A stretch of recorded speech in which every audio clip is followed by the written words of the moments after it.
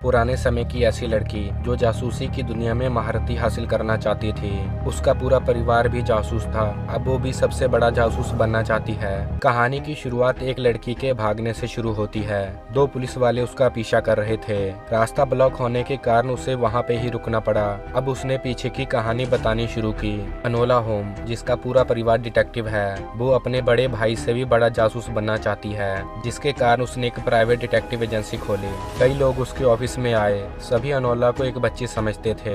वो सोचते थे कि वो क्या उनका केस सॉल्व करेगी। जब उसने लोगों को बताया कि वो शेरलॉक की बहन है, उसे केस देने की बजाय सभी शेरलॉक से मिलने के लिए बेनती करने लगे। शेरलॉक काफी मशहूर जासूस था। अपना केस सॉल्व करवाने के लिए कई लोग ऑफिस के बाहर लाइन लगा के खड़े रहते। इनकी मॉम भी कहाँ कम थी। लोगों की भलाई करना उसका भी काम था, पर काम करने का तरीका जरा हटके था। कई दिन गुजर गए, पर अब भी अनोला के पास कोई केस नहीं आया। आखिरकार उसकी डिटेक्टिव एजेंसी बंद कर दी गई। अनोला हार कर अपने घर को जाने लगी। तभी उसके पास एक लड़की आई जो अपनी गुमशुदा बहन की तलाश कर रही थी। पैसी का घर समुद्र के किनारे था। वो अनोला को अपने साथ ले आई। पैसी और सारा दोनों माचिस की फैक्ट्री में काम करते थे। घर का गुजारा चलाने के लिए सारा एक पब में भी जाके डांस करती।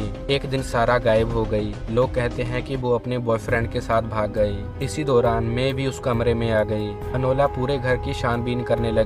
अब वो और जानकारी के लिए फैक्ट्री में जाने को तैयार थी। इसी तरह उसे पहला केस मिल गया। अगला दिन शुरू हुआ। माचिस की फैक्ट्री में लगभग 500 लड़कियां काम करती हैं। अनोला फैक्ट्री के अंदर आ गई। बैसी ने बताया फास्फोरस की मदद से माचिस बनाई जाती है। फैक्ट्री में अजीब तरह की बदबू आ रही थी। अनोला किसी तरह भी फैक्ट्री के ऑफिस में जाना चाहती थी। ऑफिस में जाना इतना आसान नहीं था। आखिरकार गार्ड को उलझाते हुए ऑफिस तक पहुंच गई। वहां जाके देखा सारा ने फाइलों में से कुछ पन्ने चुराए थे। वहाँ पे 2 प्रकार की माचिस की डब्बियां रखी हुई थी, लाल और सफेद रंग की डब्बियां। अनोला छानबीन करके ऑफिस से बाहर आ गई। उसकी किस्मत अच्छी थी, जिसके कारण उसे किसी ने भी नहीं देखा। फैक्ट्री का मालिक हिल्डा लोएन था।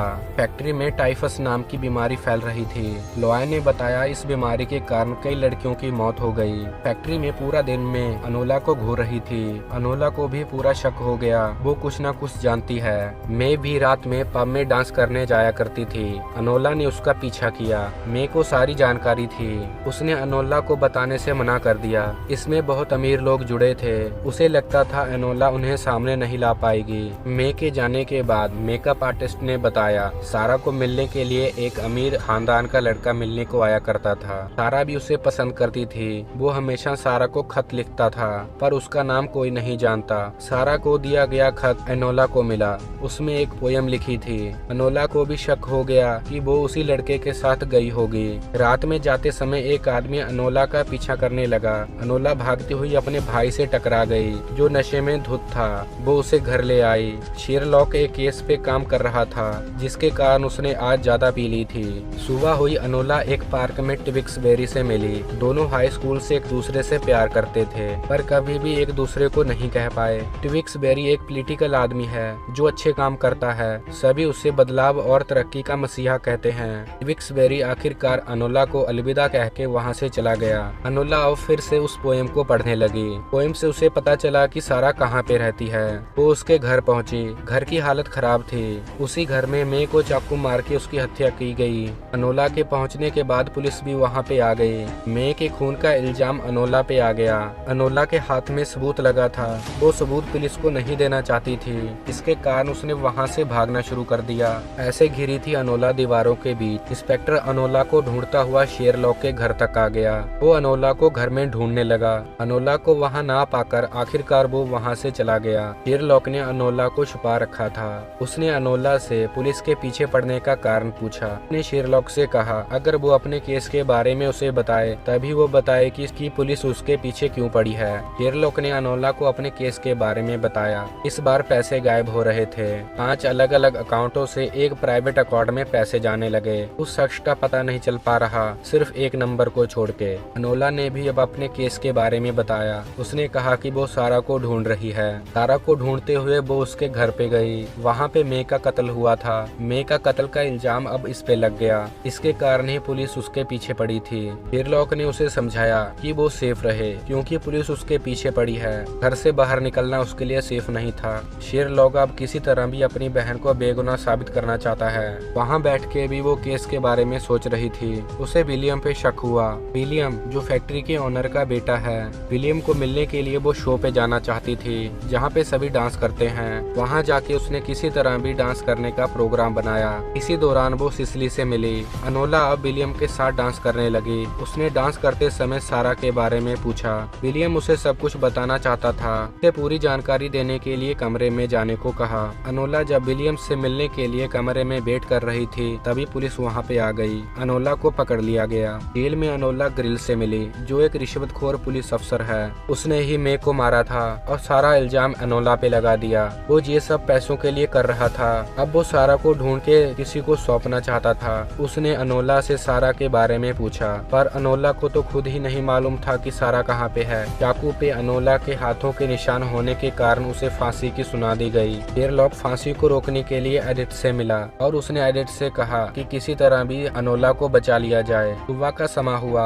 अनोला को फांसी होने लगी। एडिथ और अडोरिया वहाँ पे आ गए। उन्होंने एक बहुत बड़ा ब्लास्ट कर दिया। अब वो अनोला को लेके वहाँ से भागने लगे। पुलिस अब भी इनका पीछा कर रही थी। किसी तरह चकमा देते हुए वहाँ से भागने में कामयाब हो गए, पर ग्रिल कहाँ हार मानने वाला था। उसने इन सभी का पीछा किया। ग्रिल ने इन तीनों को पकड़ लिया। बाकी पुलिस भी वहाँ पे पहुँच गई। डोरिया ने अब एक बहुत बड़ा ब्लास्ट किया और वहाँ से भागने में कामयाब हो गए। दोनों ने अनोला को केस पे ध्यान देने के लिए अलविदा कहा और उसने समझाया कि वो अपने साथियों से मिलकर काम करेगी तो काफी अच्छा होगा। अनोला और बेसी के पास आ गई। वो बेसी को अपने साथ लेके जाना चाहती थी। बेसी ने बताया कि पास वाले कमरे में भी एक लड़की की टाइफस के कारण मौत हो गई। अनोला अब सारी बातें समझ गई। उसे मालूम हो गया कि लड़कियां टाइफस के कारण नहीं बल्कि फास्फोरस के कारण मर रही हैं। मे और सारा सब कुछ जानते थे। दोनों ने सच को सामने लाने का फैसला किया। अब उसे ये भी मालूम हो गया कि सिसिली ही सारा है। वो विलियम से प्यार करती थी। दोनों मिलके फैक्ट्री का पर्दाफाश करना चाहते थे। उन्होंने मिलके कई सारे सबूत इकट्ठे किए। अनोला ट्विक्सबेरी को लेकर विलियम के घर पहुंची। वहां पे उसकी मुलाकात अपने भाई से हो गई। दोनों ने देखा कि विलियम का मर्डर हो चुका था। उन दोनों को मालूम हो गया कि उन दोनों का दुश्मन एक ही है। अनोला ने तभी विलियम के हाथ में एक पर्ची देखी। एक सॉन्ग था जो पब में बजाया जाता था। अब तीनों मिलके पब में आने लगे। पब में आकर उन्होंने कुर्सियों के नीचे देखा जहाँ पे सारे सबूत रखे हुए थे। सारा ही वहाँ पे ही थी। अब इनको फैक्ट्री के सारे सबूत मिल चुके थे। फास्फोरस के कारण जिन लड़कियों की मौत हुई उसकी पूरी लिस्ट थी।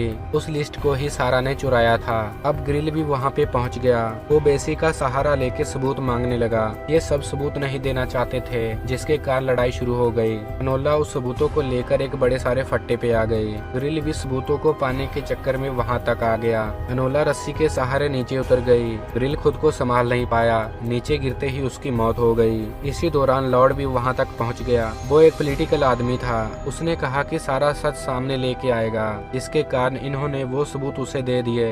पैसों की हेरा फेरी का भी पर्दाफाश होने लगा। पैसों की हेरा फेरी कोई और नहीं, लॉर्ड की सेक्रेटरी कर रही थी। उसने खुद को ताकतवर साबित करने के लिए ऐसा किया। वो ही ग्रिल को पैसे दे रही थी। ग्रिल भी पैसों के इशारों पे नाच रहा था। रॉय के कहने पे ही ग्रिल ने मे को मारा था। सबूत को खत्म करने के लिए उसे विलियम को भी मारना पड़ा। ये सब करने में उसे बहुत मजा आया था। अब भी वो खुद को गुनहगार नहीं समझ रही थी।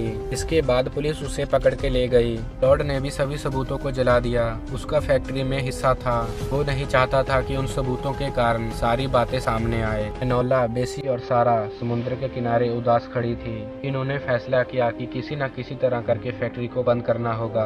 फैक्ट्री को बंद कराने के लिए वो सभी फैक्ट्री में आ गई। सारा ने समझाया कि फैक्ट्री में काम करने से उनका ही नुकसान है। फास्फोरस के इस्तेमाल के कारण सभी लड़कियां मर जाएंगी। अभी ही उनके पास मौका है। अगर वो सभी काम छोड़ देंगी तो फैक्ट्री अपने आप ही बंद हो जाएगी। आखिरकार सभी लड़कियों ने सारा की बात मान ली। वो सभी काम छोड़ के फैक्ट्री के बाहर आ गई। दूसरी ओर ट्विक्सबेरी ने भी लॉर्ड को अरेस्ट करा दिया। अनोला ने अपनी एजेंसी फिर से शुरू कर दी। वो कम पैसों में भी लोगों का केस सॉल्व करने के लिए तैयार थी। इसी दौरान शेरलॉक भी उसके पास आया। उसने कहा अगर वो चाहे तो वो उसके साथ काम कर सकती है। अनोला तो अपना खुद की एजेंसी चला के मशहूर होना चाहती थी। उसने अपने भाई के साथ काम करने से मना कर दिया। अनोला ट्विक्सबेरी के साथ घूमने को आई। वो उसके साथ बहुत खुश थी। दूसरी ओर शेरलॉक को हमने ऑफिस में देखा। उसे मिलने के लिए एक आदमी आया हुआ था। वो एक डॉक्टर था। नए युग के अनुसार नए केस आएंगे, जिसके कारण डॉक्टर की जरूरत होगी। डॉक्टर को अंदर बुलाते ही ये फिल्म यहाँ पे ही खत्म हो गई। ये थी एक जासूस लड़की की कहानी